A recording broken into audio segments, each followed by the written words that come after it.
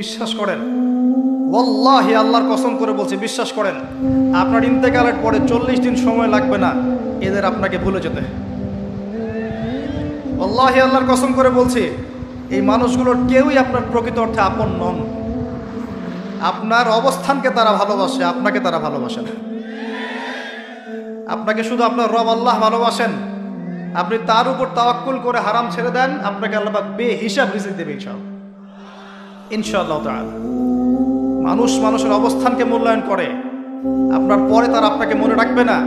আপনি আমি যদি আজকে পৃথিবীতে নাও থাকতাম, আজকে যদি আমরা পৃথিবীতে নাও থাকতাম, পৃথিবীর ঘূর্ণন কমে যেত না। পৃথিবী ঘুরতই, রাত হতো, দিন আসতোই, আমাদের স্ত্রী সন্তানরা বেঁচে থাকতো, মা বোনরা বেঁচে থাকতো, সবাই যার যার জায়গায় ঠিকই থাকতো, আমরাই থাকতাম। এটাই বাস্তবতা, এটাই দুনিয়ার নির্মম বাস্তবতা। তাহলে এই দুনিয়ার সংক্ষিপ্ত জীবনে কাদের কথা চিন্তা করে আপনি আল্লাহর অবাধ্যতা করছেন? কাদের কথা চিন্তা করেন? স্ত্রী সন্তান পরিবার পরিজন ছেড়ে দেন, আল্লাহর ওয়াস্তে হারাম ছেড়ে দেন, হালালে চলে আসে। আমরা ইসলাম নিয়ে অনেক বড় বড় কথা বলি, কিন্তু সবচেয়ে বড় কথাটা হচ্ছে এই আয়াতটা, যেটা আমি তেলাওয়াত করতে যাচ্ছি। ইয়া আইয়ুহাল্লাযীনা আমানু, হে মুমিনগণ, আলাইকুম আনফুসাকুম, তোমরা নিজেরা আগে নিজেদের নফসটাকে ঠিক করো। নিজেরা ভালো হও, পরের দিকে আঙ্গুল পরে উঠাও।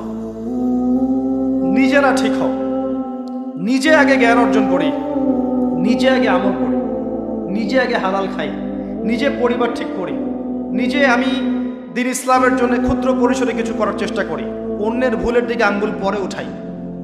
দেখবেন ইনশাআল্লাহ প্রত্যেকে যদি নিজের ফিকির করি, আস্তে আস্তে সমাজ ঠিক হয়ে যাবে ইনশাআল্লাহ। নিজে ঠিক না হলে কিচ্ছু ঠিক হবে না। আর নিজে ঠিক না হয়ে মানুষকে ঠিক করতে যাওয়া ঠিক নয়। একটা বাতি যখন জ্বলবে, একটা বাতি থেকে আরো অনেক বাতি জ্বলবে ইনশাআল্লাহ।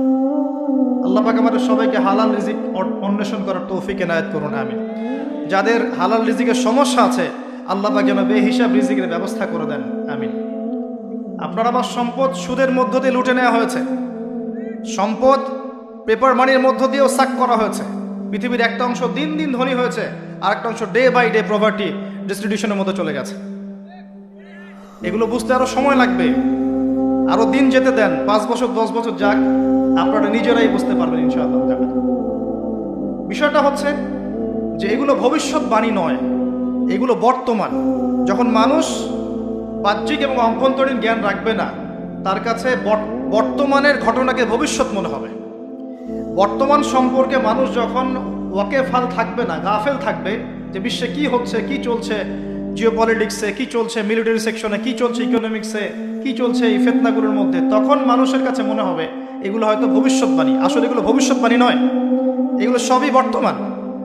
বর্তমান সম্পর্কে আপনি অজ্ঞ বলেই, বা আপনি জ্ঞান অর্জন করার ফিকির নেই বলেই আপনার কাছে এগুলোকে ভবিষ্যৎবাণী মনে হচ্ছে। আপনি 2 চোখ খোলেন, খিদিরের মতো হন আলাইহিস সালাম, আপনি দেখবেন সবকিছু আপনার কাছে স্পষ্ট হয়ে যাবে ইনশাআল্লাহ।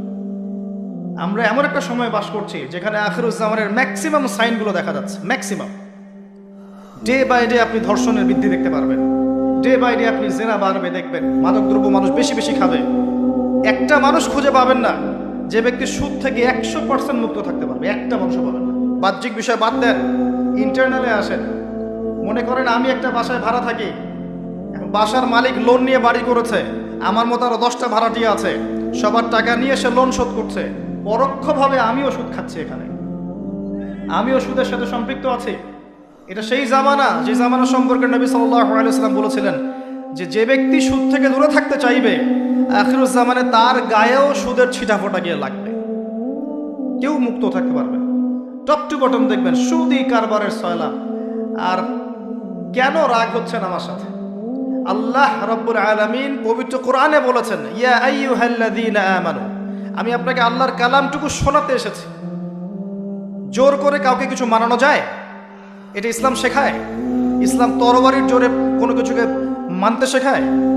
ইসলাম শুধু দাওয়াত দিতে শেখায়। ফাযাক্কির ইন্নামা আনতা মুযাক্কির, শুধু অনুবাদ করতে চাচ্ছি আল্লাহর কথা। যে কোনো আলেমের কাছে গিয়ে অনুবাদের সত্যতা যাচাই করে নিয়েন। আল্লাহ বলছেন, ইয়া আইয়ুহাল্লাযীনা আমানু, হে মুমিনগণ, ইত্তাকুল্লাহ, তোমরা আল্লাহকে ভয় করো। ওয়া যারু মা বাকিয়া মিনার রিবা, সুদগুলো ছেড়ে দাও, সুদের অবশিষ্ট অংশগুলো ছেড়ে দাও। ইন কুনতুম মুমিনিন, যদি প্রকৃত অর্থে মুমিন হয়ে থাকো। ওয়া ইল্লাম তাফআলু, যদি তোমরা এই কাজটা না করো অর্থাৎ সুদ না ছেড়ে দাও, ওয়া ইল্লাম তাফআলু, যদি তোমরা সুদ না ছাড়ো, কে বলছেন?